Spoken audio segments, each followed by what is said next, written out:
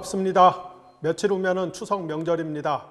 어찌 보면은 농경시대의 산물인 추석이나 추수감사절 같은 절기를 1년 내내 먹을 것이 시장에 널브러져 있는 21세기에 지키는 것이 무슨 큰 의미가 있을까 싶기도 합니다만은, 그러나 절기란 것은 본래 망각의 존재인 인간에게 이 세계와 우리의 삶이 어떻게 존재하고 또 어떻게 작동하는지를 상기시켜 준다는 점에서 여전히 중요한 것 같습니다. 비록 우리 정치와 경제의 현실이 답답하고 암울한 것이 사실입니다만은, 그렇지만 올해도 하나님의 은혜로 삼시세끼 밥을 먹고 비와 바람을 피하며 살 수 있었습니다. 우리가 존재하는 것이 전적으로 그분의 은혜입니다. 이번 추석 명절에도 가족이 함께 모여 올 한 해 하나님이 베푸신 은혜를 기억하면서 가족 간의 축복과 격려의 말씀을 나눌 수 있기를 바랍니다. 오늘은 바이블 에센스 63번째 시간입니다. 오늘은 예수님이 가르치신 종말이라고 하는 주제로 공부를 하도록 하겠습니다. 제가 바이블 클래스를 할 때도 그랬고 바이블 에센스를 하면서도 그렇고 제 유튜브 강의를 시청하는 분들께 가장 많이 받는 부탁이 요한계시록 강의를 꼭 해달라고 하는 것입니다. 글쎄요, 왜 많은 분들이 요한계시록에 대해 이토록 관심이 많은 걸까요? 성경 66권 중에 요한계시록이 가장 중요해서일까요? 아니면은 요한계시록에 난해한 상징과 암호들이 많이 나오기 때문에 그 내용을 혼자서는 파악하는 것이 어려워서일까요? 그 이유가 무엇이든지 간에 많은 그리스도인들이 요한계시록을 특별한 성경이라고 생각하는 것만은 사실인 것 같습니다.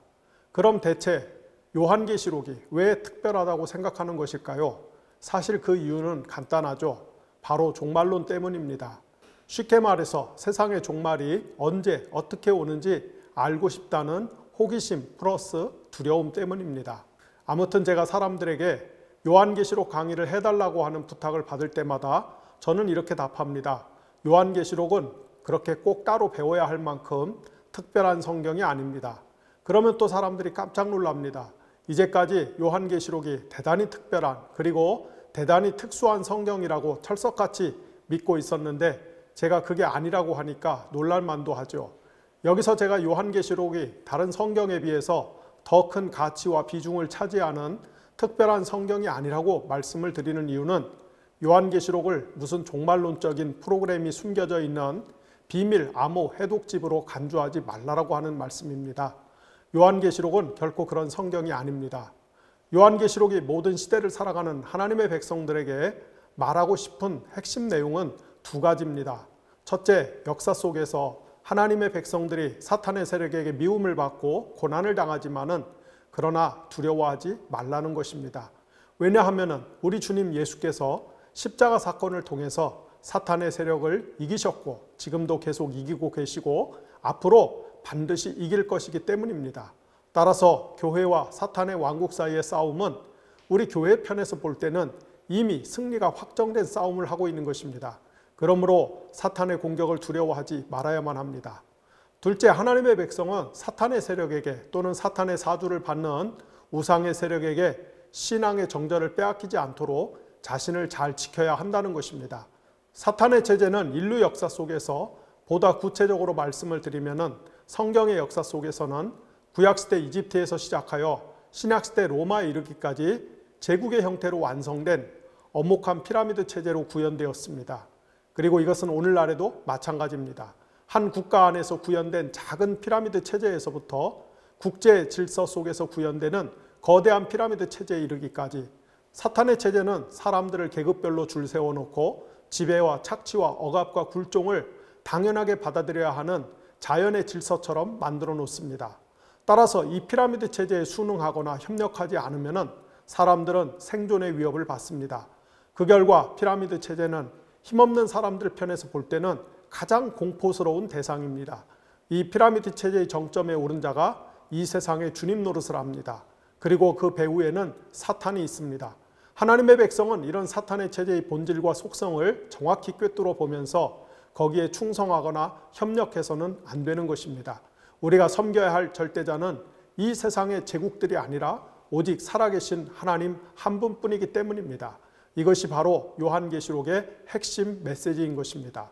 즉, 이 세상을 두려워하지 말라. 그리고 하나님께만 신실하라. 이것이 바로 요한계시록이 말하려고 하는 핵심 교훈인 것입니다. 그런데 이 사실을 모르고 너무나 많은 분들이 요한계시록에서 무슨 종말론적인 암호 해독 프로그램을 찾아내려고 헛된 힘을 쓰는 것을 봅니다. 매우 안타까운 일이 아닐 수가 없습니다. 다만 지금은 우리가 신약성경 복음서를 공부하고 있으니까 오늘은 예수님이 복음서에서 종말에 대해 어떻게 가르치셨는지를 살펴보도록 하겠습니다. 우리가 복음서를 읽어보면 예수님은 세계와 인류의 종말에 대해서 체계적이고 종합적인 가르침을 결코 준 적이 없다는 것을 발견할 수가 있습니다. 그 대신에 예수님은 종말에 대해서 이곳저곳에서 띄엄띄엄 말씀하셨고 그 중에는 의미가 모호한 말씀들도 들어 있습니다. 그나마 예수님이 종말에 대해서 집중적으로 이야기한 부분이 소위 감람산 강화라고 부르는 부분에 나오는데요. 이 부분의 해석은 신학자들 사이에서 그 진정한 의미를 둘러싸고 갑론을박이 이어지고 있는 실정입니다. 제가 볼 때 신약성경 복음서에서 예수님이 언급한 종말에 대한 가장 명확한 가르침은 딱 하나입니다. 바로 예수님이 다시 오신다고 하는 것입니다. 제가 성경에서 관련 구절을 직접 몇 군데 읽어드리도록 하겠습니다. 마태복음 24장 27절, 번개가 동쪽에서 나서 서쪽에서 번쩍이듯이 인자가 오는 것도 그러할 것이다. 마태복음 24장 30절, 그때에 인자가 올 징조가 하늘에서 나타날 것인데 그때에는 땅에 있는 모든 민족이 가슴을 치며 인자가 큰 권능과 영광에 쌓여 하늘 구름을 타고 오는 것을 보게 될 것이다. 마태복음 24장 33절, 이와 같이 너희도 이 모든 일을 보거든 인자가 문 앞에 가까이 온 줄을 알라. 마태복음 24장 37절, 노아의 때와 같이 인자가 올 때에도 그러할 것이다. 마태복음 24장 42절, 그러므로 깨어 있어라. 너희는 주님께서 어느 날에 오실지를 알지 못하기 때문이다. 마태복음 24장 44절, 그러므로 너희도 준비하고 있어라. 너희가 생각하지도 않는 시각에 인자가 올 것이기 때문이다. 마태복음 25장 31절, 인자가 모든 천사와 더불어 영광에 둘러싸여서 올 때에 그는 자기의 영광의 보좌에 앉을 것이다. 이렇듯이 우리가 복음서를 읽어보면 예수님이 종말과 관련해서 가르쳐 주신 가장 명확한 말씀은 그분이 다시 오실 것이라는 점입니다. 이와 동일한 말씀이 사도행전 1장 11절에도 나오죠. 십자가에서 죽으시고 부활하신 예수님이 40일간 지상에 머물면서 제자들에게 하나님 나라에 관해서 집중적으로 가르쳐 주셨습니다. 그리고 예수님은 제자들이 성령을 받아서 예루살렘과 유다와 사마리아와 땅끝까지 이르러 증인이 되어야 한다고 당부하신 다음에 하늘로 올라가셨습니다. 제자들이 이 놀라운 광경을 넋을 잃고 바라보는데 천사들이 다음과 같이 말하였죠. 갈릴리 사람들아, 어찌하여 하늘을 쳐다보면서 서 있느냐? 너희를 떠나서 하늘로 올라가신 이 예수는 하늘로 올라가시는 것을 너희가 본 그대로 오실 것이다. 자, 보십시오. 성경에 분명히 나와 있듯이 기독교 종말론의 가장 큰 특징은 우리가 차 안의 세계를 떠나 피 안의 세계로 가는 것이 아니고 하늘에 계신 예수가 다시 이 땅으로 오시는 것입니다. 이것이 성경의 진짜 가르침입니다. 그럼에도 많은 그리스도인들이 죽은 다음에 천당 혹은 천국에 가는 것이 기독교에서 말하는 구원이라고 생각합니다. 하지만 그것은 큰 오해입니다. 우리가 죽어서 어떤 좋은 장소로 이동한다는 것은 기독교적이 아니라 사실상 이교적 생각이죠. 그것은 고대로부터 현대에 이르기까지 거의 모든 문화에 퍼져 있는 생각입니다. 가령 죽어서 극락에 간다든지 죽어서 저승에 간다든지 하는 생각은 고대 이집트, 그리스, 로마뿐만 아니라 동양의 문화에서도 쉽게 발견되는 세계관들입니다. 현대의 어떤 강성 이슬람 교도들은 폭탄 조끼를 두르고 자살하면 죽어 천당에 가서 아름다운 여성들에 둘러싸여 행복하게 살 수 있을 것이라고 믿는데 이런 생각 역시 크게 보면 고대 이교 문화의 종말관과 같은 종류인 것이죠. 하지만 성경적 종말론은 우리가 죽어서 이 세상을 떠나 어딘가로 가는 것이 아니라 예수님이 역사의 마지막에 하나님이 창조하신 세상을 새롭게 갱신하기 위해서 다시 오신다는데 방점이 있습니다. 신약 성경은 예수 그리스도가 이 세상을 새롭게 하기 위해 2000년 전 이 땅에 사람의 몸을 입고 오셨으며 역사의 맨 마지막에 이 세상의 갱신을 완성하기 위해서 다시 오실 것이라고 일관되게 가르치고 있습니다. 우리가 바이블 에센스에서 공부하는 식으로 표현하면 예수님이 2000년 전에 새로운 성전을 짓기 위해서 이 땅에 오신 것처럼 역사의 마지막 날에 새로운 우주 성전을 완성하기 위해서 다시 오실 것이라는 것입니다. 여기서 우리가 한 가지 예외를 둘 수 있는 본문을 굳이 꼽자면은 요한복음 14장 1절로부터 3절을 생각해 볼 수 있을 것입니다. 요한복음 13장에서 예수님이 자신이 이 땅을 떠나 어딘가로 갈 것이라고 반복해서 말씀하니까 제자들이 근심에 빠졌습니다. 그러자 예수님은 제자들에게 근심하지 말라고 격려하면서 자신이 이 땅을 일시적으로 떠나는 것은 제자들이 머물 집을 건축하기 위함이며 제자들이 살 집을 장만하면은 다시 와서 그들을 데려다가 예수님이 있는 곳에서 함께 살게 하겠다는 말씀을 주십니다. 얼핏 보면은 이 말씀은 우리가 이 땅을 떠나 영원히 머물 어딘가의 궁극적인 장소로 이동하는 것이 구원을 받는 것 같은 뉘앙스를 띠지만은, 그러나 여기서도 예수님이 다시 와서 제자들을 데려간다는 말씀이 나오는 것을 우리가 간과하지 말아야 되겠습니다. 그럼 왜 예수님은 역사의 마지막 날에 다시 이 세상으로 돌아오는 것일까요? 성경은 그 이유를 십자가에서 죽고 부활하여 이 세상의 진정한 주님으로 등극한 예수가 이 세상을 심판하기 위해서라고 명쾌하게 단언하고 있습니다. 2000년 전에 예수님이 인간으로 이 땅에 처음 오셨을 때는 비천한 모습이셨습니다. 그분은 깨지기 쉬운 질그릇 같은 연약한 아기의 모습으로 이 땅에 오셨습니다. 하지만 역사의 마지막 날에 그분이 다시 오실 때는 영광이 충만한 모습으로 오실 것입니다.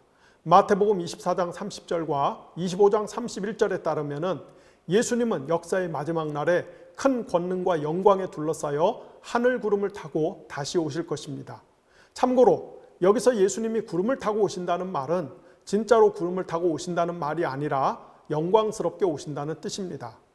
예수님이 이 세상에 다시 오실 때 즉각적으로 무슨 일이 벌어질까요?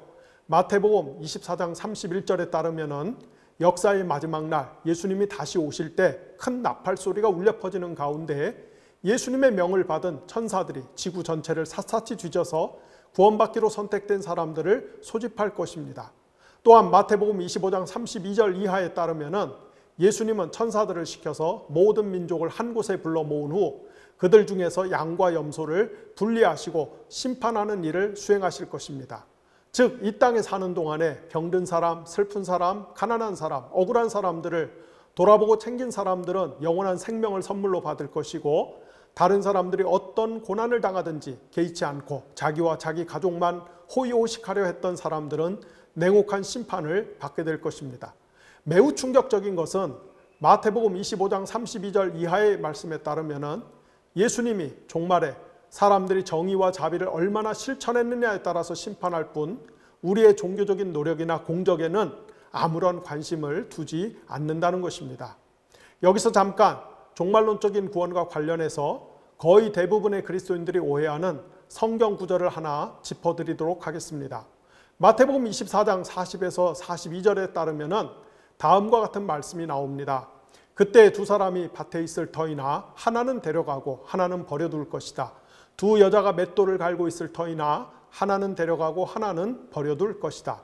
그러므로 너희는 깨어 있어라. 너희는 너희 주님께서 어느 날에 오실지를 알지 못하기 때문이다. 이 본문을 읽으면서 통상 데려감을 당하는 사람을 구원받은 사람으로 생각합니다. 그래서 세대주의 전천년설을 신봉하는 사람들은 이 구절을 갖고 휴거를 주장합니다.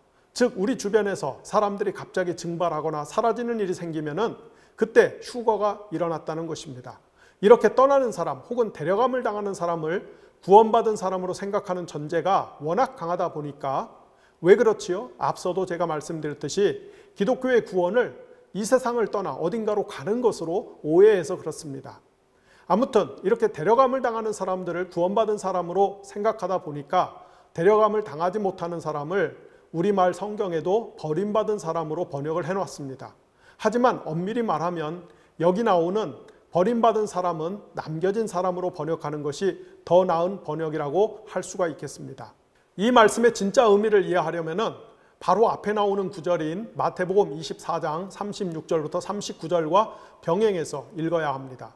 우리가 마태복음 24장 36절부터 41절까지를 서로 나누지 않고 하나의 문단으로 읽으면 우리는 역사의 마지막 날에 있을 사건과 노아 홍수 때를 서로 비교해서 설명하고 있는 것을 발견할 수가 있습니다. 구약성경 창세기 6장에 따르면 노아 홍수 당시에 사람들은 종말에 대한 아무런 경각심이 없이 먹고 마시고 결혼하면서 일상을 살았습니다. 그런데 갑자기 홍수가 닥쳐서 노아의 가족을 제외하고는 모든 사람이 데려감을 당했죠. 그리고 노아의 가족만 이 땅에 남겨졌습니다. 따라서 남겨진 사람이 구원을 받은 것이고 데려감을 당한 사람이 심판을 받아 멸망한 것입니다. 여러분이 당장 영어 성경만 읽어보셔도 노아 홍수 때 홍수가 휩쓸어 갔다와 종말에 데려감을 당했다라고 하는 동사가 같은 동사를 사용하고 있는 것을 발견할 수 있을 것입니다. 역사의 종말에 예수 그리스도가 다시 오셔서 양과 염소를 분리한 후 염소는 데려감을 당해 영원한 형벌에 처해질 것이며 양은 이 땅에 남아서 삼위일체 하나님께서 새롭게 건축하신 우주 성전에서 영원토록 제사장 노릇을 하면서 거룩한 문화를 일구며 하나님께 영광을 돌릴 것입니다. 그런데 여기서 진짜 중요한 표현이 하나 있습니다. 마태복음 24장 31절에 따르면은 역사의 마지막 날에 예수 그리스도께서 다시 오실 때 큰 나팔 소리가 울려 퍼집니다. 비슷한 표현이 사도 바울이 쓴 데살로니가전서 4장 16절에도 나옵니다. 주님께서 호령과 천사장의 소리와 하나님의 나팔 소리와 함께 친히 하늘로부터 내려오실 것이니, 또 고린도전서 15장 51절 52절에도 나옵니다. 보십시오. 내가 여러분에게 비밀을 하나 말씀드리겠습니다. 우리가 다 잠들 것이 아니라 다 변화할 터인데 마지막 나팔이 울릴 때 눈 깜빡할 사이에 호련히 그렇게 될 것입니다.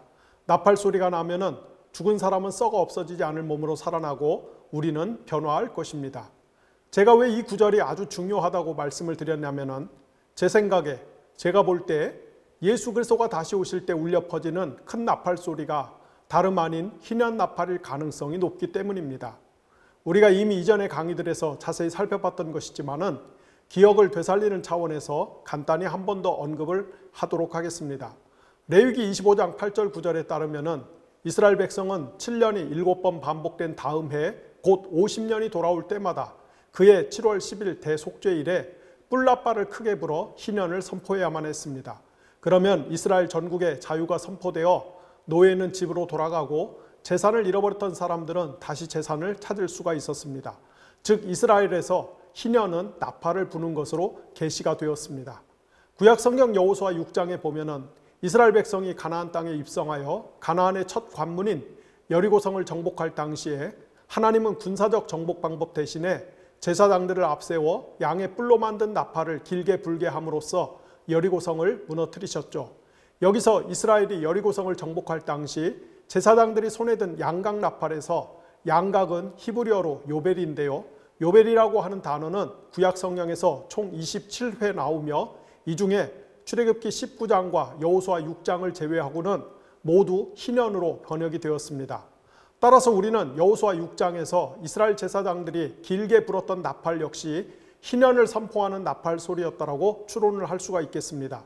즉 당시 가나안 땅은 도시국가를 중심으로 소수의 지배계급의 폭압과 수탈로 인해 수많은 소장농과 노예들이 모진 고통을 겪는 사회였는데 하나님께서 출애굽한 이스라엘을 이곳에 들여보내시면서 희년을 선포하시고 그 사회의 불의한 지배와 착취 구조를 해체하였던 것입니다. 그 결과 이스라엘이 가나안을 정복한 다음에 하나님께서는 모든 사람에게 공평하게 땅을 분배하시죠.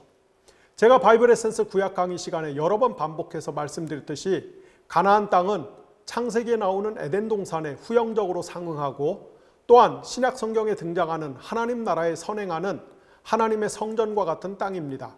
그리고 하나님이 임재하시고 통치하시는 성전은 사람과 사람 사이에 차별과 억압이 없는 공평하고 정의로운 세상을 뜻합니다. 따라서 하나님은 가나안을 하나님의 성전으로 만들기 위해서 제사장 민족으로 선택된 이스라엘을 그곳에 들여보내시면서 제일 먼저 그 땅에 만연한 억압과 착취의 사슬을 끊고 희년을 선포하셨던 것입니다. 이런 역사적이고 신학적인 배경하에서 우리는 새로운 성전을 짓기 위해 이 땅에 오신 예수 그리스도가 공생애를 시작하면서 누가복음 4장에 나오듯 나사렛 회당에서 희년을 선포하신 것을 이해할 수가 있습니다. 예수님이 이 땅에 오신 것은 단지 자기를 믿는 사람들의 영혼을 저 멀리 하늘나라로 따로 데려가기 위함이 아니고 이 땅에서 사탄과 만몬을 우상으로 숭배하며 강고한 피라미드 체제를 구축해놓고 수많은 착취와 억압의 쇠사슬로 서로 얽혀있는 사람들을 해방하여 진정한 정의와 자유를 선물하기 위함이었습니다. 2000년 전 예수 그리스도가 이 땅에 오신 것은 바로 그 일을 계시하기 위함이었습니다. 그리고 역사의 마지막 날 그분은 우주적 희년을 완성하기 위해서 다시 오실 것입니다. 그래서 신약 성경은 예수 그리스도가 다시 오실 때 희년을 선포하는 큰 나팔 소리가 우주 전체에 울려 퍼진다고 묘사하는 것입니다. 제가 잠깐 요한계시록 21장 1절로부터 4절을 읽어드리도록 하겠습니다. 나는 새 하늘과 새 땅을 보았습니다. 이전의 하늘과 이전의 땅이 사라지고 바다도 없어졌습니다. 나는 또 거룩한 도성 새 예루살렘이 남편을 위하여 단장한 신부와 같이 차리고 하나님께로부터 하늘에서 내려오는 것을 보았습니다. 그때 나는 보좌에서 큰 음성이 울려 나오는 것을 들었습니다. 보아라, 하나님의 집이 사람들 가운데 있다. 하나님이 그들과 함께 계실 것이요 그들은 하나님의 백성이 될 것이다.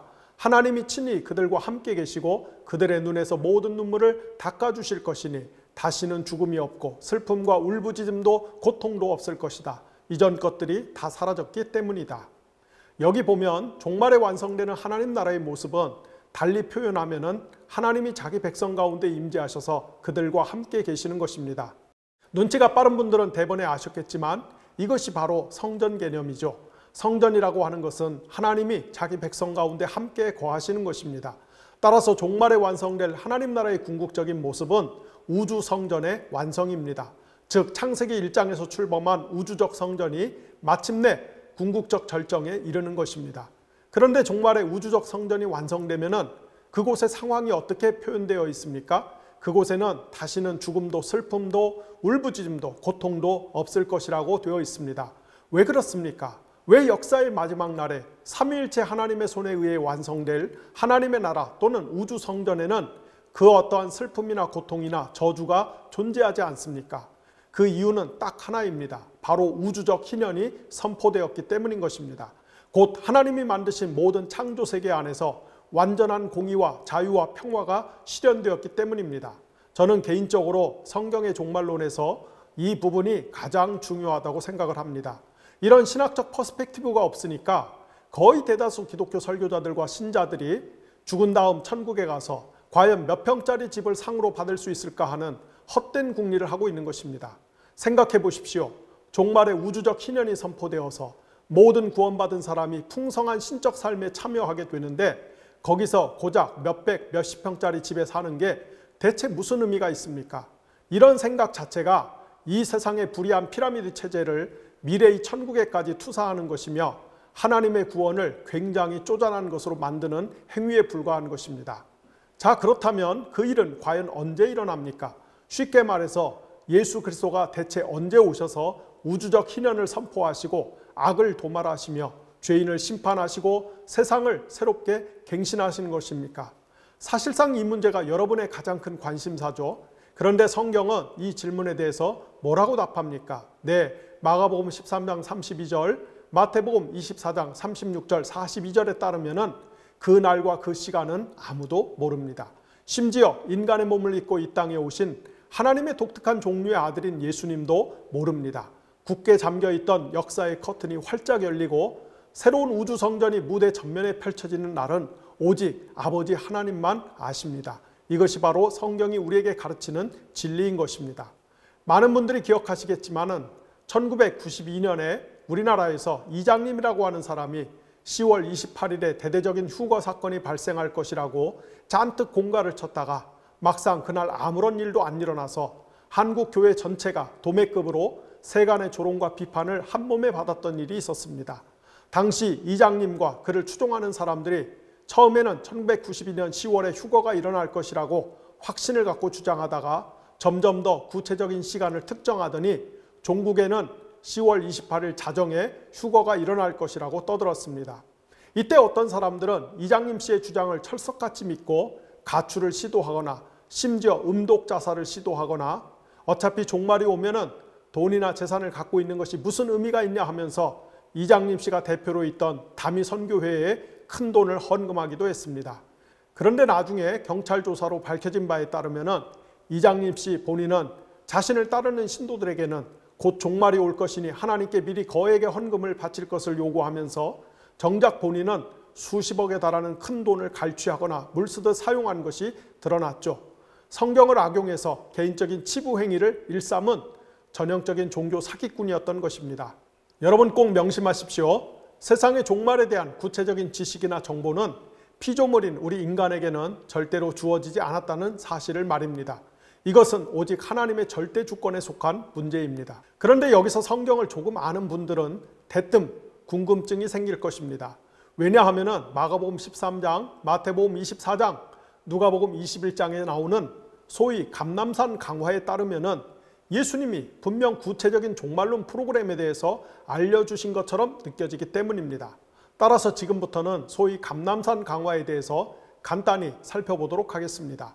감람산 강화라는 것은 갈릴리를 출발하여 마침내 예루살렘에 입성하신 예수님이 예루살렘 도성 주변의 감람산, 즉 올리브 마운틴에서 제자들을 모아놓고 종말에 대해서 교훈하신 내용을 일컫습니다.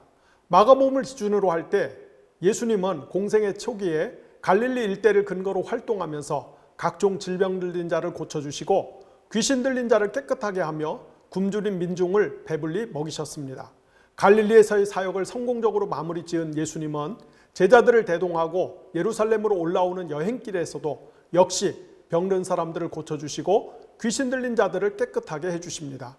예수님 일행이 위풍당당하게 예루살렘을 향해 발걸음을 뗄 때마다 유대 민중들의 가슴 속에는 오랫동안 고대해왔던 메시아의 출현에 대한 희망이 금방이라도 폭발할 듯 솟구쳐 올랐습니다. 그래서 사람들은 예수가 예루살렘 가까이 왔을 때 미리 길목에 나와 그를 환영하면서 자신들의 옷을 벗어 길에 깔아놓고 종려나무 가지를 흔들며 호산나를 큰 소리로 연호했던 것입니다. 이런 유대 민중의 태도는 전형적으로 고대 세계에서 전쟁에 나가 승리한 개선장군 혹은 왕을 열렬히 환영하는 모습과 똑같습니다. 예루살렘 성 밖 사람들로부터 대대적인 환영을 받고 마침내 예루살렘 성 안으로 들어온 예수는 타락한 유대교를 심판하는 상징 행위를 연달아 펼칩니다.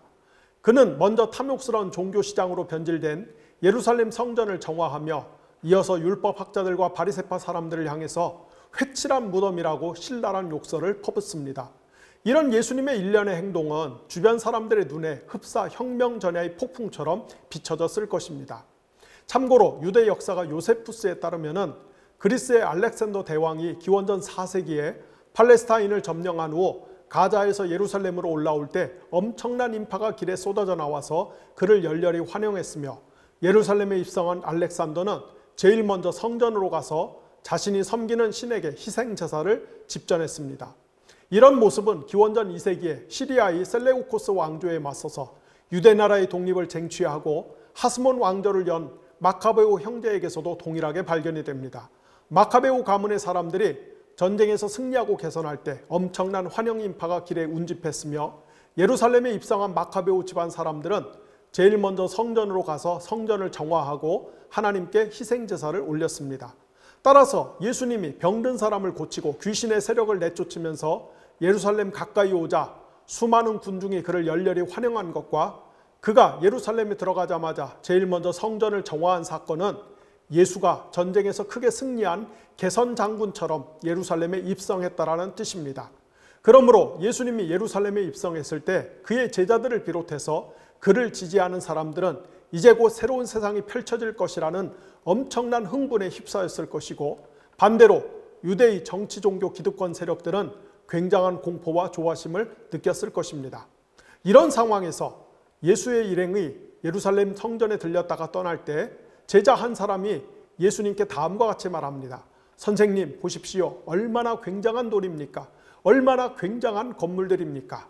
당시에 예루살렘 성전은 헤롯 대왕이 기원전 20년부터 건축하기 시작해서 그의 사후인 기원 후 64년까지 무려 84년에 걸쳐 건축한 엄청난 규모의 건물이었습니다. 참고로 헤롯의 성전은 헤라클레네움의 제우스 신전, 에페소스의 아르테미스 신전과 더불어서 고대의 3대 성전으로 간주되었습니다.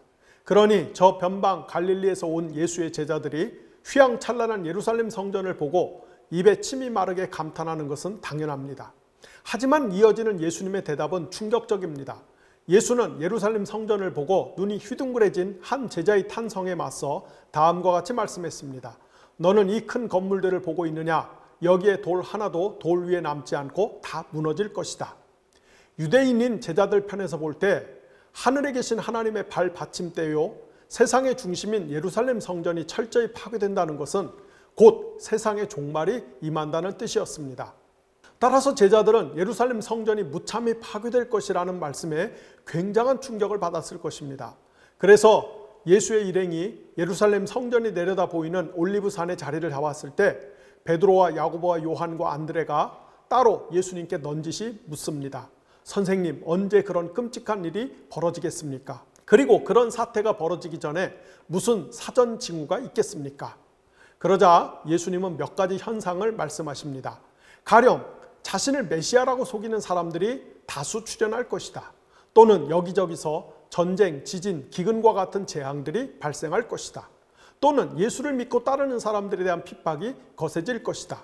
예수님은 세상의 종말이 오기 전에 이런 사건들이 반드시 발생해야 한다고 말씀하셨습니다.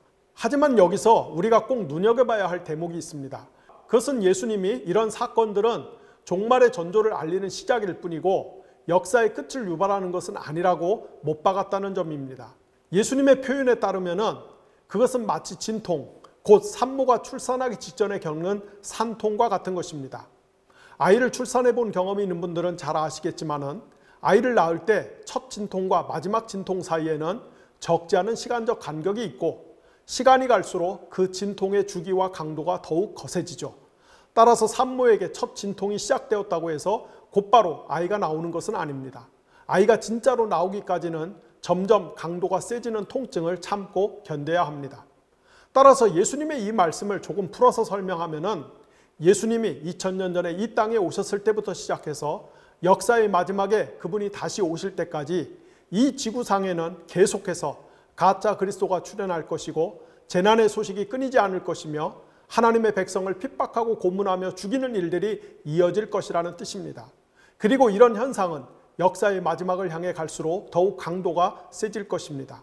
하지만 엄밀히 말해서 이런 현상은 예수 그리스도의 초림부터 재림 사이에 거듭해서 늘 있는 일이기 때문에 예수의 제자들은 이런 현상만을 놓고 세상의 종말이 임박했다고 착각하거나 오판해서는 안 됩니다. 오히려 예수의 초림부터 재림 사이의 기간을 살아가는 그분의 제자들이 가져야 할 태도는 다음과 같습니다. 곧 자신을 세상의 메시아라고 자칭하는 가짜 구세주에게 속지 않기 위해서 잘 분별할 것, 각종 재난과 재앙 앞에서 당황하거나 놀라지 말 것, 세상이 자신을 미워하거나 핍박할 때 두려워하지 말 것, 그리고 끝까지 하나님께 대한 믿음을 신실하게 지킬 것이 바로 그것입니다. 하지만 우리가 지나온 역사를 되돌아볼 때 교회는 항상 예수님의 가르침과 정반대로 행동했다는 것을 알게 됩니다. 너무나 많은 그리스도인들이 성경의 진짜 의미를 잘 몰라서 세상에 조금만 큰 일이 터져도 곧 종말이 올 것처럼 호들갑을 떨었으며 가짜 메시아에게 속아 넘어가서 영혼과 몸이 달달 털려서 인생의 파산자가 되기 일쑤였으며 고난과 핍박을 당할 때 손쉽게 신앙을 저버리거나 타협하는 일들이 적지 않았습니다. 지금 이 시간에도 자신을 하나님 혹은 재림 예수 그리스도라고 사기치는 사람들에게 속아 넘어가 인생을 망친 사람들이 우리 한국 사회 안에 얼마나 많습니까? 이게 다 성경을 잘 몰라서 빚어지는 비극들입니다. 예수님은 올리브산에 앉아 제자들을 상대로 세상의 종말과 관련한 일반적인 가르침을 준 후에 이어서 유대인 출신의 제자들이 진짜로 궁금해하는 예루살렘의 멸망에 대해서 구체적인 말씀을 주십니다. 그것은 멸망을 유발하는 가증스러운 물건이 서지 못할 곳에 선 것을 보거든 뒤도 돌아보지 말고 재빨리 도망치라는 것입니다. 멸망을 유발하는 가증스러운 것에서 가증스러운 것은 고약한 악취 탓에 생기는 구역질 혹은 혐오하고 질색하는 대상을 가리킵니다. 이것은 역사적으로 볼 때 이방 제국의 군대가 우상을 상징하는 군기를 앞세워서 예루살렘을 점령한 후에 하나님의 성전에서 자신들이 섬기는 이방신에게 제사를 드림으로써 유대인들의 역겨운 감정을 자극하는 것을 뜻합니다. 그런데 이런 멸망을 유발하는 가증한 물건이 서지 못할 것에 서는 날은 과장해서 표현하자면 천지 창조 이래로 가장 끔찍한 환난의 날이 될 것이므로 그런 참사를 겪지 않으려면 재빨리 도망치는 것만이 상책이라는 것입니다. 그리고 그런 환난이 혹시라도 겨울에 발생하면 피난을 가는데 큰 어려움이 뒤따를 수밖에 없으므로 예수님의 제자들은 그런 사태가 겨울에 발생하지 않도록 미리 기도로 준비를 해야 한다는 것입니다. 그러면서 예수님은 무화과 나무에 새 잎사귀가 돋아나면은 여름이 가까워지는 것을 안다는 비유를 통해서 이 초유의 환란이 여름 무렵에 발생할 것을 암시합니다. 예수님의 이 가르침은 정확히 기원 후 70년에 예루살렘이 로마 군대에 의해서 철저히 파괴될 것을 예고한 것입니다. 기원 후 66년에서 70년 사이에 벌어진 제1차 유대 로마 전쟁으로 엄청난 숫자의 유대인들이 대학살을 당했습니다. 로마 군대는 독수리 휘장이 새겨진 군기를 들고 유대와 예루살렘을 침공해서 무자비한 살육을 자행했습니다. 하지만 사실을 말하자면 제1차 유대 로마 전쟁 당시에 로마 군대의 칼에 의해 죽은 유대인들보다 예루살렘으로 모여든 유대인들끼리 서로 싸우다 죽은 숫자가 훨씬 더 많았습니다. 유대 역사가 요세푸스의 증언에 따르면 당시 로마 군대와 일전을 불사하기 위해 예루살렘에 운집한 열심당원들과 폭도들은 예루살렘의 지배권을 서로 장악하기 위해 내전에 버금가는 싸움을 벌였습니다. 이를 요세푸스는 이렇게 증언합니다. 싸우는 소리는 밤이고 낮이고 그치지 않았다. 그러나 애통하여 부르짖는 사람들의 탄식 소리가 싸우는 소리를 뒤덮었다. 그 작자들은 계속해서 서로에 맞서 극악한 일을 도모했다. 일단 결정을 내리면 무자비하게 그 일을 실행했고 고통스러운 방법이든 야만적인 방법이든 전혀 가리지 않았다. 당시 동족 유대인들끼리 얼마나 극악무도하게 싸웠는지 요세푸스는 로마 군대가 예루살렘을 점령한 것이 차라리 잘된 일이라며 다음과 같이 참혹한 심정을 고백하기까지 했습니다. 나는 내 심정을 토로하지 않을 수 없다. 만약 로마 군대가 이 악인들에 대한 응징의 공격을 지연했다면 그 성읍은 그들을 향해 입을 벌리는 땅속으로 삼켜졌든지 홍수에 의해서 수장되었든지 소돔처럼 우레에 의해 멸망당했을 것이라고 생각한다. 이 시대의 인간이 예전에 징벌을 받았던 사람들보다 더 무신론적이기 때문이다. 그러므로 그들의 광기로 모든 백성이 멸망당한 것이다. 당시 예루살렘에 운집해 있던 유대인들이 몰살당한 것은 비단 로마 군대와 유대인 무레베들이 휘두른 칼 때문만은 아니었습니다. 오랜 세월 동안에 로마 군대에 의해서 예루살렘이 포위된 상태에서 식량이 바닥나고 전염병이 돈 것도 많은 사람이 생명을 잃었던 큰 원인 중 하나였습니다. 당시의 상황을 요세푸스는 다음과 같이 증언합니다. 성 안에서 기근으로 죽은 사람의 수는 어마어마했다. 그들이 당해야 했던 비참한 고통은 이루 말로 표현할 수가 없다. 만약 어딘가에서 음식 비슷한 것이 나타날 양이면 즉시 전쟁이 시작되었다. 가장 친한 친구끼리도 음식을 놓고 싸웠고 생명 유지에 지극히 적은 도움이 되는 것조차도 상대방에게서 약탈해 갔다. 당시 예루살렘의 식량 사정이 얼마나 끔찍한 상태였는지 요세푸스가 전하는 다음과 같은 이야기는 할 말을 잃게 만듭니다. 그 여인은 자기 아들을 죽여 절반은 구워서 먹고 절반은 숨겨놓았다. 식량을 수색하러 나온 폭도들이 고약한 냄새를 맡고 만약 가지고 있는 음식을 내놓지 않으면 목을 잘라버리겠다고 여인을 위협했다. 그 여인은 폭도들을 위해서 매우 좋은 부분을 남겨놓았다고 대답했다. 그 여인이 자기 아들의 남겨진 몸뚱아리를 내놓자 폭도들은 두려움과 놀라움에 사로잡혀 선체로 기겁하여 그 비참한 광경을 바라보았다. 그 여인이 말했다. 이리 와서 이 음식을 먹어라. 내가 이 음식을 먹었다. 당신들은 여자보다 더 부드러운 채 엄마 되는 이보다 더 애끓는 채 하지 말라. 이 말을 듣고 폭도들은 겁에 질려 도망쳤고 온 예루살렘 성은 그 여인이 행한 일에 대한 공포로 가득했다. 결국 기원 후 70년에 예루살렘은 예수님의 말씀처럼 돌 위에 돌 하나도 남지 않고 철저히 파괴됩니다. 더 정확히 말씀을 드리면은 오늘날 우리가 통곡의 벽이라고 부르는 작은 돌벽만 남기고 철저히 파괴되었습니다. 따라서 예루살렘에 입성한 예수님이 혼자 예루살렘을 바라보면서 흡사, 암탉이 병아리를 날개 아래에 품듯이 자신이 유대인들을 품으려고 수차례에 걸쳐 노력했음에도 그들이 거절하여 결국 멸망당하게 되었다면서 창자가 끊어지는 심정으로 한탄을 하셨던 것이 결코 과장된 행동이 아니었던 것입니다. 그런데 이 참혹한 비극의 현장에서 놀랍게도 그리스도인들은 단 한 사람도 죽임을 당하지 않고 무사히 피신을 할 수가 있었습니다. 기원 후 66년 제1차 유대 로마 전쟁이 시작되자 로마의 장군 캐스티우스 갈루스가 이끄는 군대가 팔레스타인에 들이닥쳐 신속하게 예루살렘을 에워쌌을 때 그 진군 속도가 너무나 빨라서 사실 예루살렘에 있는 그리스도인들이 미처 피난을 갈 시간적 여유가 없었습니다. 그런데 예루살렘이 함락되기 직전에 아무런 이유 없이 캐스티우스가 일시적으로 군대를 철수시키는 희한한 사건이 일어납니다. 그리고 그 짧은 틈을 이용해서 예루살렘에 거주하던 모든 그리스도인들은 탈출에 성공하였고 요단강 동편에 소재한 펠라로 무사히 이주하였습니다. 당시 예루살렘에 거주하던 그리스도인들이 로마 군대의 침공 직전 탈출에 성공할 수 있었던 이유는 예수님이 미리 멸망을 유발하는 가증스러운 것, 즉 로마 군대가 독수리 휘장을 앞세우고 침공해 오는 것을 보면은 뒤도 돌아보지 말고 재빨리 피난하라고 경고하셨던 말씀을 가슴에 새기고 있었기 때문인 것입니다. 이로써 그리스도인들은 기원 후 70년에 벌어진 예루살렘 멸망이라는 대참사의 와중에도 안전하게 생존할 수 있었던 것입니다. 이와 반대로 예수님의 경고를 몰랐던 유대인들은 로마 군대가 진격해오자 결사항전을 위해서 예루살렘으로 속속히 몰려들었기 때문에 결국은 큰 화를 당하였던 것입니다. 예수님은 먼저 자신이 이 세상에 처음 온 때부터 역사의 마지막 날에 다시 돌아올 때까지, 즉 그리스도의 초림부터 재림 사이의 기간 동안에 마치 종말이 임박한 것처럼 착각하게 만들 수 있는 여러 현상을 소개한 후에 이어서 범위를 훨씬 좁혀서 기원 후 70년에 발생한 예루살렘의 멸망에 관한 교훈을 주신 다음 마지막으로 역사의 마지막 날에 인자 곧 그 사람의 아들, 즉 자신이 큰 영광과 권능으로 다시 오셔서 세상을 심판하실 것을 천명합니다.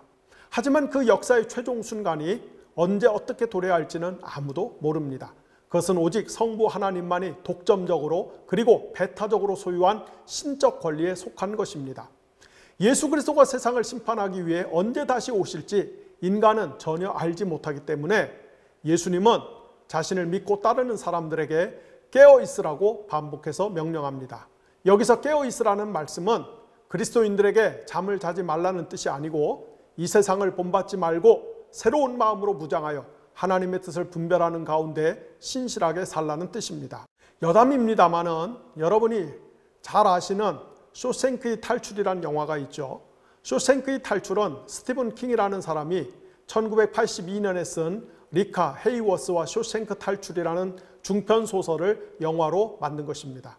1994년에 개봉을 했던 이 영화는 처음에는 인기가 별로 없었다가 나중에 CNN이 이 영화의 판권을 사들여 집중적으로 방영하는 바람에 안 본 사람이 거의 없을 정도로 널리 알려지게 된 작품입니다. 전도 유망한 은행가 앤디 듀프레이는 자기 아내와 아내의 정부를 살해한 누명을 뒤집어쓰고 종신형을 선고받아 쇼생크 교도소에 수감이 됩니다. 쇼생크 교도소는 주로 흉악범들이 수감되는 곳으로 죄수가 교도관들에게 무자비하게 폭행을 당해서 불구가 되거나 쥐도 새도 모르게 살해를 당하는 일들이 비일비재 발생하는 악명이 높은 감옥입니다. 앤디 듀프레이는 이곳에서 1946년부터 1965년까지 19년 동안 옥살이를 하며 그 기간 동안에 작은 돌망치 하나로 벽에 몰래 구멍을 뚫어서 마침내 탈출에 성공하죠. 앤디가 처음 쇼생크에 수감되고 나서 얼마 후에 불시 감방 검열이 시작이 됩니다. 이때 유치장에서 조용히 성경을 읽고 있는 앤디의 모습을 발견한 교도소장은 혹시 좋아하는 성경 구절이 있냐라고 물어보며 앤디는 마가복음 13장 35절에 나오는 그러므로 깨어있으라 집주인이 언제 돌아올지 모르니라는 말씀을 답합니다. 몇 년 후에 앤디는 교도소장이 부정한 방법으로 축지 않은 돈을 교묘하게 세탁해주는 임무를 떠맡게 되고 교도소장의 비밀장부를 숨겨두는 비밀금고를 가리우는 액자에는 다음과 같은 성경 구절이 적혀 있습니다. 주님의 심판이 가까이 왔다. 마침내 앤디는 19년간의 억울한 옥살이를 뒤로하고 교도소장이 몰래 숨겨놓았던 37만 달러를 가로채서 쇼생크 감옥을 탈출하는 데 성공하며 쇼생크 교도소에서 벌어진 극악무도한 일들을 세상에 폭로함으로써 사악한 교도소장과 교도관들을 처벌합니다. 마가복음 13장 32절부터 37절에 따르면 예수님은 어떤 집주인이 사업차 먼 여행을 떠나기 전에 종들을 불러놓고 각종 사무에 대한 책임과 권한을 맡기면서 그러나 사전 예고 없이 언제 갑자기 돌아올지 모르기 때문에 반드시 깨어 있어야 한다고 명령한 것처럼 자신의 제자들도 예수님이 언제 돌아올는지, 그 시간이 저녁일지 한밤중일지 닭이 울 무렵일지 이른 아침일지 모르기 때문에 항상 깨어 있어야 한다라고 당부하셨습니다. 마가복음 저자는 이어지는 마가복음 14장 32절에서 15장 5절까지 해서 다양한 사례들을 들어서 저녁에, 한밤중에, 닭이 울 때, 그리고 이른 아침에 깨어있는데 실패한 사람들의 이야기를 자세히 소개합니다. 먼저 마가복음 14장 32절부터 42절에 따르면 예수님이 십자가 처형을 앞두고 저녁에 겟세마네 동산에서 흡사 목숨을 건 듯한 기도의 사투를 벌이는 동안에도 그 곁에서 세상 모르고 고나게 잠들어 있는 제자들의 모습이 소개됩니다. 이렇게 예수의 제자들은 절체절명의 위기 앞에서 저녁에 깨어있는데 실패했습니다. 이어서 마가복음 14장 33절부터 50절에 따르면 가룟 유다가 한밤중에 사람들을 대동하고 와서 예수를 잡아 예루살렘 종교 지도자들에게 넘겨주는 모습이 소개됩니다. 이로써 가룟 유다는 한밤중에 깨어있는데 실패합니다. 그는 비록 예수님을 잡아 넘기기 위해서 육신적으로는 밤늦은 시간까지 잠을 안 자고 깨어서 열일을 했지만은, 그러나 영적으로는 깊은 잠에 빠져서 파산이 난 상태였습니다. 그 다음 마가복음 14장 66절부터 72절에 따르면 자칭 타칭 예수님의 수제자라고 부르는 베드로가 닭이 울 무렵에 예수님을 모른다고 3번 부인하면서 깨어있는데 실패하는 모습이 소개가 됩니다. 마지막으로 마가복음 15장 1절 이하에 따르면 유대교의 저명한 종교 지도자들이 이른 아침부터 모여 전체 회의를 열고 예수님을 로마 총독 빌라도에게 넘겨주기로 가결한 다음에 이를 실행하는 장면이 나옵니다. 이로써 모든 사람이 다 깨어있는 일에 실패합니다. 그만큼 영적으로 깨어있는 것이 힘든 것입니다. 하지만 예수님은 우리에게 주님의 재림이 언제 어떻게 올지 모르기 때문에 정신을 바짝 차리고 항상 깨어있으라고 명령하셨습니다. 예수 그리스도의 초림부터 재림 사이의 기간 동안에 그리스도인들이 갖춰야 할 첫 번째 신앙의 덕목이 깨어있는 것이라면, 두 번째 덕목은 마태복음 25장 14절부터 30절에 나옵니다. 이 구절은 우리가 소위 달란트 비유라고 부르는 말씀입니다. 어떤 사람이 장기간 여행을 떠나면서 종들을 소집하여 재산을 맡겼습니다. 어떤 종에게는 5달란트를, 어떤 종에게는 2달란트를, 어떤 종에게는 1달란트를 맡겼죠. 5달란트를 받은 종은 열심히 장사를 해서 또다시 5달란트를 남겼고, 2달란트를 받은 종 역시 장사를 잘해서 2달란트를 남겼습니다. 하지만 1달란트를 받은 사람은 그 돈을 땅에 파묻어두고 그 가치와 효능을 사장시켰습니다. 훗날 주인이 여행을 마치고 돌아와 종들을 소집하여 계산을 할 때 5달란트와 2달란트를 받아 갑절의 이윤을 남긴 종들에게는 칭찬과 상을 내린 반면에 1달란트를 받아 땅에 묻어둔 종은 책망하고 내쫓았습니다. 이 비유의 내용은 워낙 유명해서 여러분들 가운데 모르는 분들이 아무도 없죠. 예수님의 초림과 재림 사이 동안에 우리는 이 세상에 살면서 하나님이 우리에게 맡겨주신 달란트를 잘 개발하고 선용해서 많은 열매를 거두는 삶을 살아야만 합니다. 이와 관련해서 제가 꼭 말씀드리고 싶은 게 있습니다. 교회에서 가장 많이 쓰는 말 중에 소명이라는 말이 있습니다. 소명은 쉽게 말해서 부르심이란 뜻입니다. 영어로는 콜링이라고 하죠. 우리는 흔히 목사나 선교사로 부르심을 받는 것을 소명이라고 오해합니다. 하지만 소명은 그런 뜻이 아닙니다. 소명은 말 그대로 부르심입니다. 그런데 신약 성경을 보면은 부르심에 해당하는 그리스어 칼레인 혹은 칼레오 등이 모두 구원으로의 부르심과 연계되어 있는 것을 볼 수가 있습니다. 따라서 하나님께서 우리를 구원의 은혜 안으로 불러주신 것이 바로 소명입니다. 그러므로 모든 그리스도인들은 다 소명을 받은 자입니다. 그럼 왜 하나님이 우리를 구원의 은혜 안으로 불러주셨을까요? 우리에게 뭔가 시킬 것이 있어서입니다. 그것이 바로 사명입니다. 즉 하나님이 우리를 소명하신 이유는 어떤 특별한 사명을 맡기기 위함인 것입니다. 그 사명은 2가지 형태로 나타납니다. 첫째로 교회 안에서는 직분의 형태로 나타나고 일반 시민사회에서는 직업의 형태로 나타납니다. 따라서 모든 그리스도인들은 소명받은 자로서 교회에서는 직분을 통해서, 그리고 일반 시민사회에서는 직업을 통해서 선한 열매를 맺어 자신이 하나님께 구원받은 자임을 증명하는 삶을 살아야만 합니다. 한편 하나님은 우리에게 사명을 잘 감당할 수 있도록 은사를 주셨습니다. 따라서 우리는 하나님이 우리 각 사람에게 주신 고유한 은사를 잘 활용해서 우리의 사명을 이루어가면서 하나님이 기뻐하시는 열매를 맺는 삶을 살아야만 하는 것입니다. 이것이 우리가 하나님께 받은 달란트를 잘 선용해서 갑절의 열매를 돌려드리는 것입니다. 특별히 우리 그리스도인들은 정치, 경제, 사회, 문화, 과학기술, 예술, 언론, 의료 등등 삶의 모든 분야에서 하나님이 우리에게 맡겨주신 달란트를 적극적으로 선용해서 좋은 문화를 만드는 데 최선을 다해야만 합니다.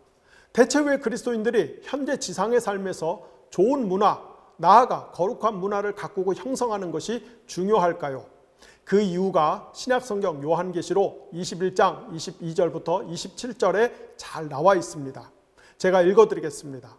나는 그 안에서 성전을 볼 수 없었습니다. 그것은 전능하신 주 하나님과 그 어린 양이 그 도성의 성전이기 때문입니다. 그 도성에는 해나 달이 빛을 비출 필요가 없습니다. 그것은 하나님의 영광이 그 도성을 밝혀주며 어린 양이 그 도성의 등불이시기 때문입니다. 민족들이 그 빛 가운데로 다닐 것이요 땅의 왕들이 그들의 영광을 그 도성으로 들여올 것입니다. 그 도성에는 밤이 없으므로 온종일 대문을 닫지 않을 것입니다. 그리고 사람들은 민족들의 영광과 명예를 그 도성으로 들여올 것입니다. 속된 것은 무엇이나 그 도성에 들어가지 못하고 가증한 일과 거짓을 행하는 자도 절대로 거기에 들어가지 못합니다. 다만 어린 양의 생명책에 기록되어 있는 사람들만이 들어갈 수가 있습니다. 이 말씀은 역사의 종말에 완성될 하나님 나라의 모습을 그리고 있는 말씀입니다. 여기 보면은 미래의 천국에서는 성전이 필요 없습니다. 왜냐하면 삼위일체 하나님께서 구원받은 자기 백성 가운데 온전히 임재하시기 때문입니다. 또한 미래의 천국에는 불결하고 가증한 것들이 전혀 없습니다. 그곳은 오로지 눈부신 빛으로 가득합니다. 즉 천국은 진리와 정의가 충만한 곳입니다. 그리고 미래의 천국은 모든 민족이 자신들의 영광과 명예를 함께 가지고 들어오는 곳입니다. 여기서 민족들이 천국에 갖고 들어가는 명예와 영광은 바로 문화를 뜻합니다. 즉 미래의 천국은 우리가 이 세상에 살면서 이룩한 선한 문화와 기술 그리고 학문과 예술이 함께 들어가서 거룩한 문화가 완성되는 곳입니다. 바꿔 말해서 역사의 종말에 우리가 맛볼 미래의 천국은 정의롭고 거룩한 문화가 충만한 곳입니다. 천국은 영혼들만 모여서 영원토록 예배드리고 소그룹 모임하고 큐티하면서 보내는 그런 곳이 아니라 새로운 몸으로 부활한 우리가 지상에 살면서 부분적으로 체험했던 정치, 경제, 사회, 문화, 예술, 기술, 의료 등등의 모든 문화적 경험들이 총체적으로 완성되어서 이상적으로 기능하는 곳입니다. 따라서 우리는 미래의 천국에서 구속받은 새 몸을 얻어 문화적 활동에 열정적으로 참여하게 될 것입니다. 성경이 분명히 이런 비전을 우리에게 가르치고 있기 때문에 우리 그리스도인들은 지금 이 세상에 사는 동안에 더 좋은 문화를 만들어 우리가 가꾼 선한 문화들이 미래의 천국에 함께 들어갈 수 있게끔 우리가 하나님께 받은 달란트를 사장시키지 않고 최선을 다해서 선용해야만 하는 것입니다. 요약하면은 우리가 이 세계의 종말을 준비하는 올바른 자세는 역사의 종말이 대체 언제 어떤 방식으로 올지 너무 그런 것에 신경을 곤두세우고 이 세상에서 끊임없이 발생하는 각종 재난과 재앙 소식에 마음을 빼앗겨서 미혹되거나 공포심에 찌들어 살지 말라는 것입니다. 반대로 우리는 역사의 종말이 언제 오든지 상관없이 비유하자면은 마치 오늘 사과나무 한 그루를 심는 마음으로 하나님께서 내게 맡겨주신 사명의 장소에서 달란트를 선용해서 선한 문화적 열매를 맺는 한편 이 세상의 가치와 힘이 나의 정신을 사로잡아서 사탄의 장식대로 살아가도록 미혹하지 못하게 늘 깨어 있어야만 합니다. 여기서 우리가 사탄적 삶의 방식대로 살지 않기 위해 늘 깨어있는 것과 관련해서 끝으로 사도 바울이 고린도전서 7장 29절부터 31절에서 한 말씀을 생각해보고 오늘 강의를 마치도록 하겠습니다. 사도 바울은 고린도 교회에 편지를 하면서 고린도 교인들이 질문한 그리스도인들이 결혼을 하는 것이 좋은지 아닌지에 대한 답을 놓고 자기 생각에는 안 하는 것이 더 유익하지 않겠냐는 권면을 합니다. 사도 바울이 이렇게 말한 이유는 자기 당대에 예수 그리스도께서 재림하셔서 역사의 종말이 올 것이라고 그가 확고히 믿었기 때문입니다. 따라서 임박한 종말을 앞두고 이 세상의 것들에 너무 마음을 빼앗기지 않았으면 하는 목회자의 심정이 그의 권면에 잘 나타나 있습니다. 하지만 바울의 기대와 달리 예수 그리스도의 재림은 여전히 아직 오지 않았죠. 그럼에도 우리는 사도 바울이 남긴 권면에서 역사의 종말을 준비하는 그리스도인들의 올바른 태도를 배울 수가 있습니다. 바울은 이렇게 말합니다. 형제자매 여러분, 내가 말하려는 것은 이것입니다. 때가 얼마 남지 않았으니 이제부터는 아내가 있는 사람은 없는 사람처럼 하고, 우는 사람은 울지 않는 사람처럼 하고, 기쁜 사람은 기쁘지 않은 사람처럼 하고, 무엇을 산 사람은 그것을 가지고 있지 않은 사람처럼 하고, 세상을 이용하는 사람은 그렇게 하지 않는 사람처럼 하도록 하십시오. 이 세상의 형체는 사라집니다. 이 말씀의 의미는 한마디로 종말에 예수 그리스도께서 다시 오셔서 새로운 우주, 곧 새로운 성전을 완성하실 것을 믿는 그리스도인들은 현재 세상의 가치를 절대화하는 죄를 범하지 말고 오히려 현재 세상의 가치와 질서를 과격하게 상대화할 수 있어야 한다는 것입니다. 그래서 현재 고난을 당해도 그 고난이 영원하지 않을 것을 확신하며 너무 심하게 낙심하지 말아야 하고, 현재 자신의 삶이 즐겁고 행복하게 보여도 그 행복이 진짜가 아니라 그림자에 불과하다는 것을 알고 교만하거나 향락의 노예가 되어서는 안 된다는 것입니다. 그리고 이것은 현재 삶의 모든 질서와 가치에 다 동일하게 적용이 됩니다. 우리가 현재 세상의 가치와 질서를 절대화하는 것을 가리켜 성경은 우상 숭배라고 부르죠. 그 대상이 무엇이든지 간에 우리가 어떤 것을 절대화하는 순간에 그것이 바로 내 삶의 우상이 됩니다. 성경은 우상 숭배가 가장 큰 죄라고 경고합니다. 성경은 특별히 돈이 가장 강력한 우상이라고 말합니다. 성경 전체에서 돈은 유일하게 끝까지 하나님과 맞서는 강력한 라이벌이자 원수로 묘사되고 있습니다. 우리가 돈을 지나치게 사랑하는 것뿐만 아니라 반대로 돈 때문에 과도하게 염려하고 위축되는 것 역시 우상 숭배의 모습입니다. 오늘날 한국 사회는 돈이라는 우상 앞에 거의 모든 사람이 무릎을 꿇고 경배하고 있습니다. 큰 비극이 아닐 수가 없습니다. 제가 며칠 전에 어느 분께 직접 들은 이야기입니다. 제 지인 한 분의 선배가 재산이 무려 1조 원 가까이 되는데요. 그만 췌장암에 걸려서 거의 죽게 되었다고 해서 죽기 전에 얼굴이라도 보고 인사를 드려야 할 것 같아서 문병을 갔다고 합니다. 그런데 병실에 누워 죽음의 시간을 기다리고 있으면서도 이분이 서울 어느 지역에 재개발 딱지 하나 싸게 구할 수 없느냐는 그런 이야기만 하고 있더라는 것입니다. 안타깝지만 이런 분들에게는 돈이 우상입니다. 재산이 1조나 되는데도 만족을 못하는 것입니다. 그래서 죽음의 순간에도 고작 10억도 안 되는 재개발 딱지 하나를 못 구해서 불행하게 느끼는 것입니다. 돈을 절대화하면 결국은 불행하게 삶을 마감할 수밖에 없습니다. 저 같으면 1조 원은 고사하고요, 100억만 있어도 원이 없겠습니다. 그럼 대체 100억 갖고 뭐 하려고 그러느냐? 저는 늘 주변 사람들에게 이렇게 말합니다.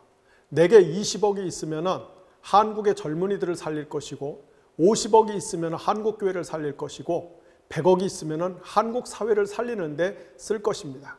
진짜입니다. 돈이 있으면 공익을 위해서 하고 싶은 일, 해야 할 일들이 너무 많습니다.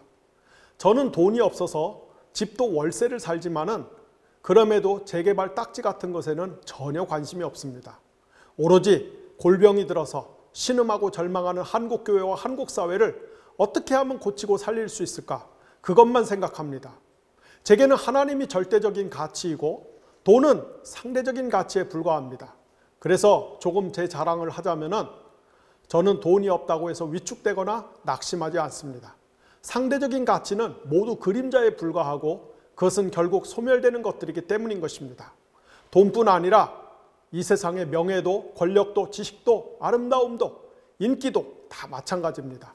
결국은 낡아서 부패하고 사라지는 것들입니다.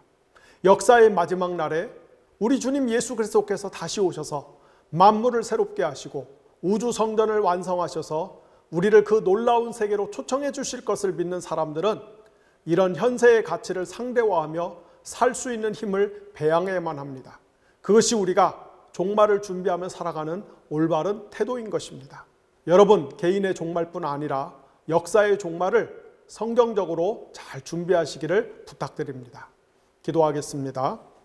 하나님 아버지, 감사합니다. 오늘은 예수님이 우리에게 가르쳐 주신 종말을 준비하며 종말을 대비하며 살아가는 신앙의 윤리적인 태도에 대해서 공부를 할 수 있는 귀한 시간을 주신 것을 감사를 드립니다.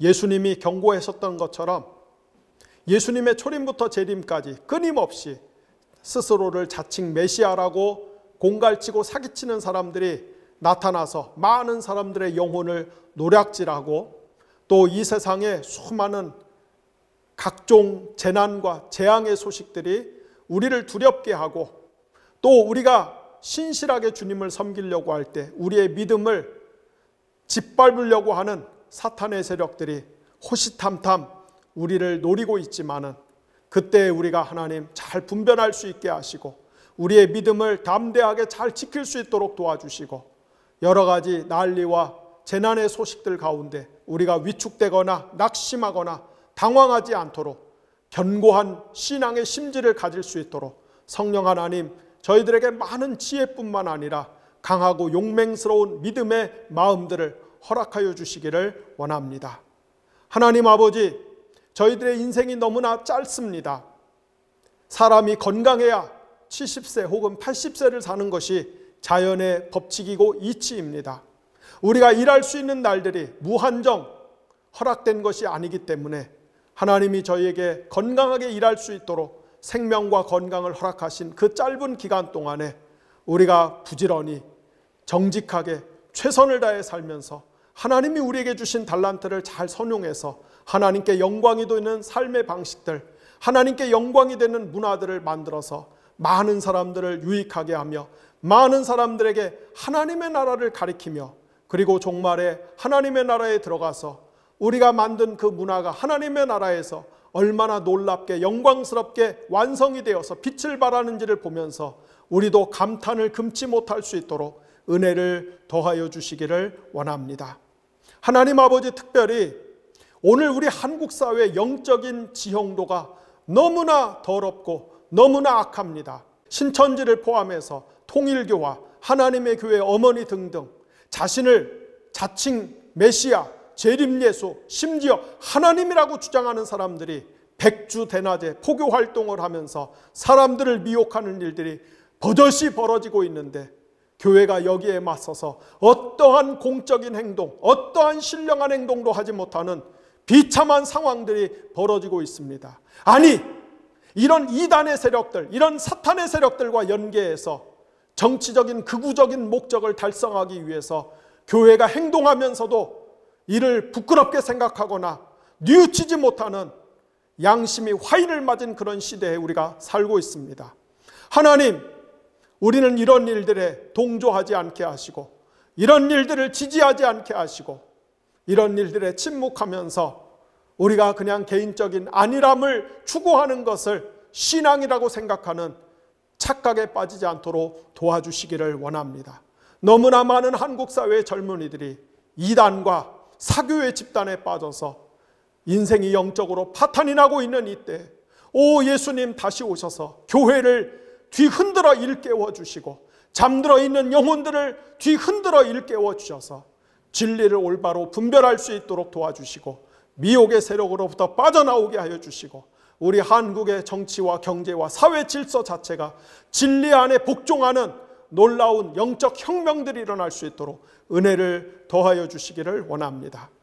오늘도 이 영상을 보는 분들 가운데 몸과 마음이 아픈 분들 주님 만나 주시고 상담해 주시고 위로해 주시고 안수하여 주시고 깨끗하게 고쳐 주시고 특별히 경제가 너무 어렵습니다.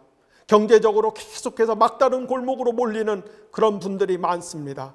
주님 피할 길을 주시고 피난처를 주시고 하나님 이 한국의 사회 질서가 근본적으로 새로워져서 모든 사람이 하나님 먹고 사는 문제 때문에 근심 걱정하며 살지 않도록 인간답게 살 수 있는 그런 하나님의 은혜가 넘치는 신연이 선포되는 세상이 올 수 있도록 주여 역사하여 주시기를 원합니다. 이제 곧 추석 명절입니다. 모든 애청자들이 그리고 시청자들이 추석 명절 기간 동안에 가족들과 복된 시간, 감사가 넘치는 시간을 보낼 수 있도록 도와주시고 원거리를 운전해서 다녀갈 때에도 안전하실 수 있도록 주께서 평안으로 함께하여 주시옵소서. 예수님의 이름으로 감사하며 기도를 드렸습니다. 아멘.